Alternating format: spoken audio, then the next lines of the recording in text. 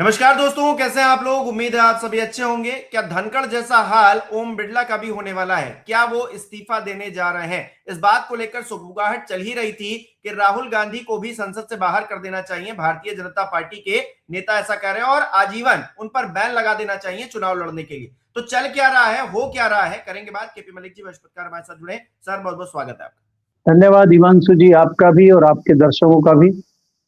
KP sir, क्या धनखड़ जैसा हाल अब बिरला का भी होने जा रहा है? क्या इस्तीफा देने जा रहे हैं? वो क्या चल क्या रहा है आखिर? देखिए हिमांशु जी, अगर आप संसद के गतिरोध को देखें, जो पहले राष्ट्रपति अभिभाषण से शुरू हुआ था और बजट के बीच भी आ गया, उस तरह से चर्चाएं होनी चाहिए थी। राष्ट्रपति के अभिभाषण पे लोगों के भाषण होते हैं, वो चला गया। अब बजट पे भी भाषण नहीं हो पा रहे हैं लोगों के, और इसी बीच गतिरोध बन गया है कि कांग्रेस अविश्वास प्रस्ताव लेके आ रही है स्पीकर के खिलाफ। क्योंकि आपने देखा कि स्पीकर का जिस तरह से बिहेव रहता है संसद में, उससे कहीं ना कहीं विपक्षी दल आहत है। जिस प्रकार से कई सारे क्रियाकलाप उनके रहे हैं कि जब चाहे किसी का माइक बंद कर देना, जब चाहे किसी को ना बोलने देना, अपने यहाँ छोटे से जब निशिकांत दुबे जी चाहे बोल दें और यहाँ एलओपी को बोलने नहीं दिए जा रहा है। तो इस तरह का गतिरोध लगातार सदन में चल रहा था। तो ये सोच के विपक्ष ने अविश्वास प्रस्ताव लाने का मन बनाया और अविश्वास प्रस्ताव सरकार को दे दिया है, जिसपे लगभग 125 सांसदों ने साइन कर दिए हैं, जबकि सिर्फ 50 सांसदों के साइन करने की जरूरत है। तो एक तो ये जताता है कि अगर 125 ने साइन कर दिए हैं तो कहीं ना कहीं मामला गंभीर है। दूसरा पक्ष इसका ये होता है कि सरकार की मंशा ये थी कि इस अविश्वास प्रस्ताव को स्वीकार ही ना किया जाए। तो जब ये इस तरह की चर्चा विपक्षी दलों तक पहुंची, तो उन्होंने भी अल्टीमेटम ये दे दिया सरकार को कि अगर आप इस प्रस्ताव को एक्सेप्ट नहीं करेंगे तो हम हाउस को चलने ही नहीं देंगे। तो हाउस नहीं चलेगा तो फिर क्या होगा? तो उस पर फिर दबाव में कहीं ना कहीं सरकार आ गई और सरकार ने उसको एक्सेप्ट कर लिया है। अब एक्सेप्ट होने के बाद 14 दिन के बाद उस पर निर्णय होगा, वोटिंग होगा। तो अब वो वोटिंग जो होगा, क्योंकि इसी कल तक ही पार्लियामेंट है, कल के बाद फिर मार्च में पार्लियामेंट शुरू होगी, तो ऑलरेडी इतने दिन हो जाएंगे। इसी बीच चर्चा कल शाम से ये चल रही है कि शायद वोटिंग की जरूरत ही ना पड़े और बिरला जी अपने पद से इस्तीफा दे दें। तो जैसा कि आपने सवाल पूछा है कि धनखड़ के मामले पे और इनके मामले पे, मैं ये दोनों में डिफरेंस देखता हूं कि धनखड़ के ऊपर डिफरेंस दबाव था। धनखड़ दूसरी परिस्थितियों में गए थे, बिरला जी के साथ वो परिस्थिति नहीं है। सरकार ये चाहेगी कि इस मामले का पटाफिक्स करने के लिए धीरे से बिरला जी का इस्तीफा हो जाए और वो सदन में एज ए मेंबर पार्लियामेंट बैठे, एज ए मेंबर सदन बैठे, और स्पीकर से उनका कोई उस तरह का वास्ता नहीं रहेगा। इस तरह की कोशिश हो रही है। अब वो मुझे लगता है कि जब मार्च में जैसे ही सदन शुरू होगा, उस दौरान अपना इस्तीफा दे सकते हैं या बीच में भी अपना इस्तीफा दे सकते हैं, या हो सकता है कल अपना इस्तीफा दे दें। इस तरह की चर्चाएं भी दिल्ली में चल रही हैं। लेकिन भारतीय जनता पार्टी तमाम पैंतरे अपनाती है। चाहे किरण रिजिजू हो, वो राहुल गांधी की पुरानी वीडियो, डिफरेंट चीजें और साफ सफाई देने पर तुले हुए हैं। उधर ही जो क्रांतिकारी नेता है भारतीय जनता पार्टी के, वो भी लगे हुए हैं सरकार को बचाने में। आपने देखा कि एक मंत्री जी सफाई देने चले गए जब राहुल गांधी ने पूछा कि हमारे जो मंत्री का नाम है, जो ये भारतीय लोगों का नाम है, अनिल अंबानी का नाम है, तो ये जेल में क्यों नहीं है? सरकार इनसे सवाल क्यों नहीं पूछ रहे? जबकि दुनिया के कई देशों में लगभग 2 दर्जन लोग इस्तीफा दे चुके हैं या अपना पद छोड़ चुके हैं, कुर्सी छोड़ चुके हैं। तो भारत में लोग कुर्सी पर क्यों जमे हुए हैं? सरकार इस पर चुप्पी क्यों साधे हुए है? और इसके अलावा जो डील हुई है उसकी चर्चा भारत में तेजी से चल रही है। और एआई का मामला, आईटी का मामला उठा दिया। राहुल गांधी ने कहा कि तमाम कंपनियों को भारत को बेचा जा रहा है और कंपनियां भारत में लूट करेंगी, उनके लिए रास्ता खोला जा रहा है। तो बहुत सारी चीजें हैं जिसमें मुझे सरकार गिरी हुई नजर आती है मानसू। अच्छा, भारतीय जनता पार्टी के चौधरी हैं निशिकांत दुबे, नए चौधरी हैं। वो क्या कर रहे हैं? राहुल गांधी के खिलाफ सब्सटेंसिव मोशन पेश कर रहे हैं। वो कह रहे हैं कि राहुल गांधी ने देश को गुमराह किया है और उनकी संसद की सदस्यता खत्म होनी चाहिए और लाइफ टाइम उनके चुनाव लड़ने पर बैन भी लगाया जाना चाहिए। अब इसको कैसे देखें सर? देखिए, आपको हिमांशु जी ये समझना होगा कि भारतीय जनता पार्टी को, जिसको हम सिद्धांतवादी पार्टी समझते थे और जिसको हम आदर्शवादी पार्टी समझते थे, आज ये पार्टी के दुर्दिन आ गए हैं कि उसमें निशिकांत दुबे जैसे लोग भारतीय जनता पार्टी का पक्ष रखने के लिए जाने जाते हैं। मनोज तिवारी जी भारतीय जनता पार्टी की ओर से राहुल गांधी पर टिप्पणी करते हैं। जिनको फर्क ही नहीं पता है, उनका कहना यह है कि जब कल राहुल गांधी से प्रमाणित करने के लिए कहा गया रिजिजू ने, वो फंस गए रिजिजू कि भाई मैं यही प्रमाणित कर देता हूं। और किसी भी चीज को प्रमाणित करने के लिए अगर चेयर कहती है तो तथ्य वहीं पे दे दिए जाते हैं, कागज वहीं दे दिए जाते हैं, भले ही चाहे वो स्पीकर उनको बाद में जांच करा सकते हैं, लेकिन सामने वाला व्यक्ति वहीं पे तत्काल दे सकता है। और ऊपर हमारे मनोज तिवारी जी बाहर आके अलबल बोल रहे, उन्हें पता ही नहीं है क्या रीजन। जब इस तरह के लोग भारतीय जनता पार्टी के सांसद हैं जिनको कोई चीज पता ही नहीं है, तो उनका यही हाल होगा। निशिकांत दुबे जी की अगर आप बात करते हैं, भारतीय जनता पार्टी ने एक ऐसा व्यक्ति रखा हुआ है जो आगे नाच कूद करता रहता है। अगर ये चीज करनी है तो भारतीय जनता पार्टी के किसी मिनिस्टर या कोई सीरियस सांसद को आगे आना चाहिए था। तो क्या निशिकांत दुबे ही भारतीय जनता पार्टी के कर्ता धर्ता प्रधान और चौधरी जैसे आप कह रहे बने हुए हैं क्या? उनके अलावा कोई दूसरा व्यक्ति बचा हुआ नहीं है क्या? ये तो खिसियानी बिल्ली खंबा नोचे वाली बात कर रहे हैं। आपने कल अगर सदन में देखा हो, सदन के अंदर जब राहुल गांधी का भाषण चल रहा था तो प्रधानमंत्री गायब है, गृह मंत्री गायब है, कॉमर्स मिनिस्टर गायब है, रक्षा मंत्री गायब है, अकेले रिजिजू डटे हुए हैं। तो ऐसा क्यों है? संसद से दूर क्यों है इतने सारे लोग इकट्ठे जब संसद चल रही है? इसके अलावा अगर आप बाहर कॉरिडोर में देखें कि जब दो मंत्री भारतीय जनता पार्टी के मीडिया से बात कर रहे थे और जैसे ही राहुल गांधी आ गए वो भागे एकदम से। तो राहुल गांधी तो पकड़ पकड़ के ला रहे हैं। राहुल गांधी ने कहा कि आइए साथ ही बात कर लेते हैं मीडिया से, आप भी आइए। तो ऐसा दुम दबा के वो भागे। तो भारतीय जनता पार्टी जिस प्रकार से दुम दबा के भाग रही है और विपक्ष उनके ऊपर हावी है, तो विपक्ष के सामने मुझे नहीं लगता कि सरकार या भाजपा टिक पा रही है। और उससे बचने के लिए निशिकांत दुबे जैसे लोगों का प्रयोग भारतीय जनता पार्टी की मोदी सरकार कर रही है, मुझे ऐसा लगता है। अच्छा, कुछ लोग ये कह रहे हैं कि संसद के अंदर तमाशा चल रहा है और संसद के बाहर मीडिया कैमरों के सामने या फिर सोशल मीडिया पर असल संसद लगी हुई है।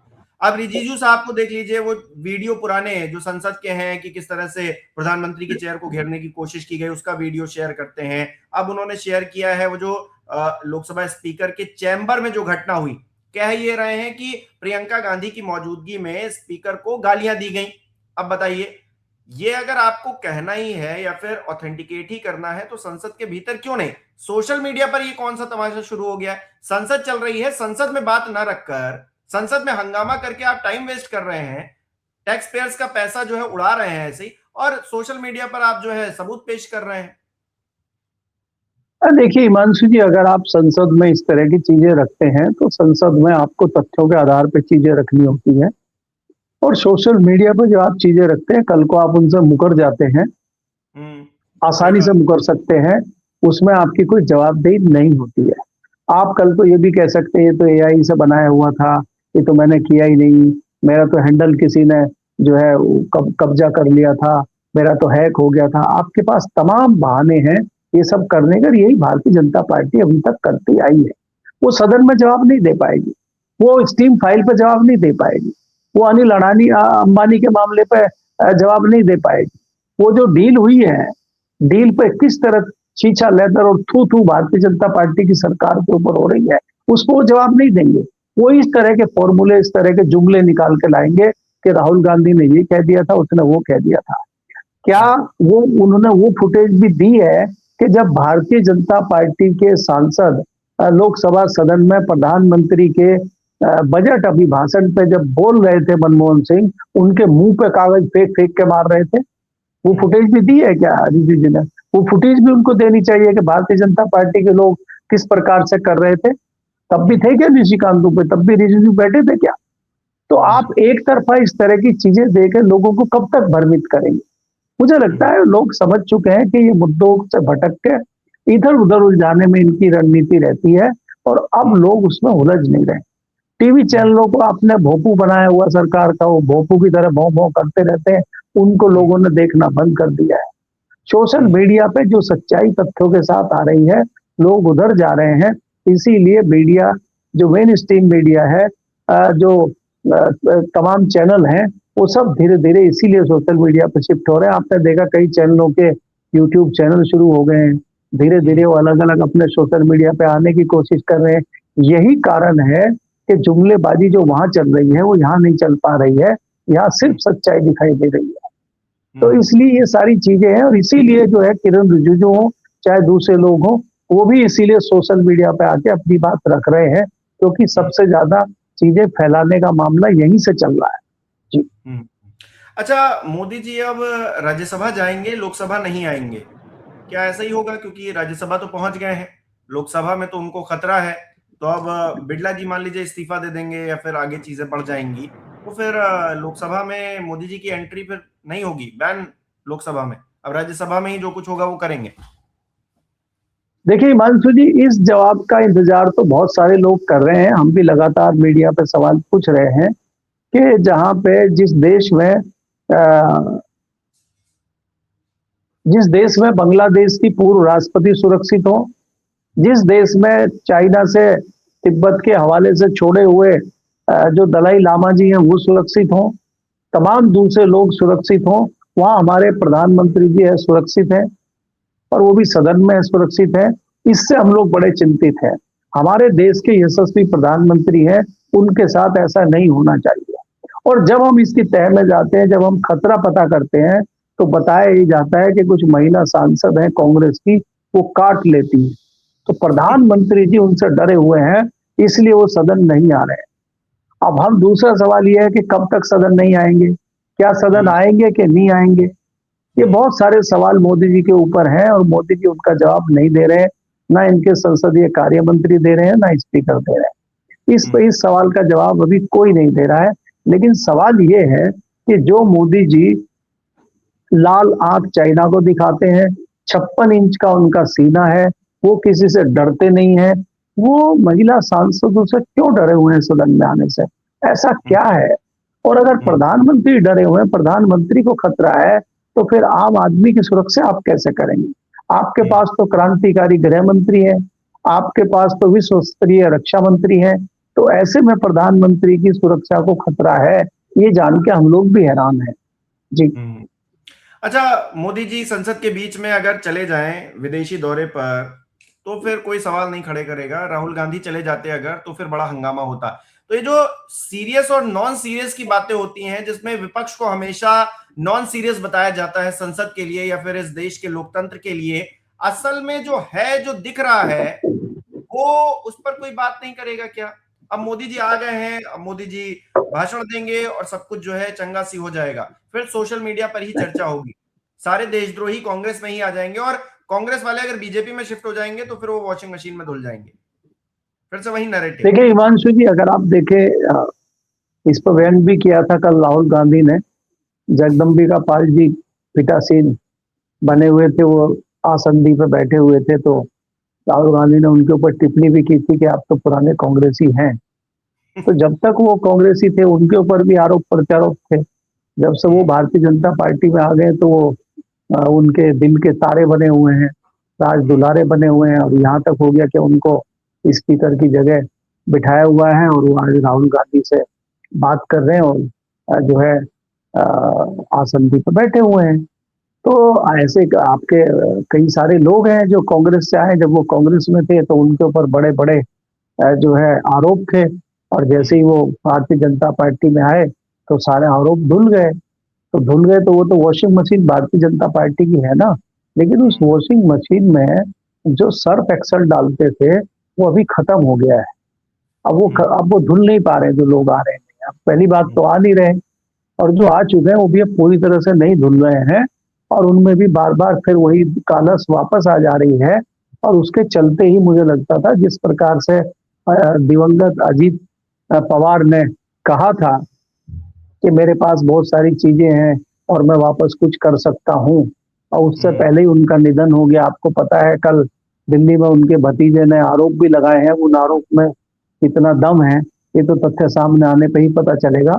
लेकिन वो मशीन में दाग कई बार वापस आ जा रहे हैं क्योंकि सर्फ कमजोर पड़ गया है, या सर्फ में मुझे लग रहा है कुछ मिलावट हो गई है, या ये हो गया कि नकली सर्फ ही तो देना शुरू नहीं कर दिया है कि असर ही नहीं कर रहा है।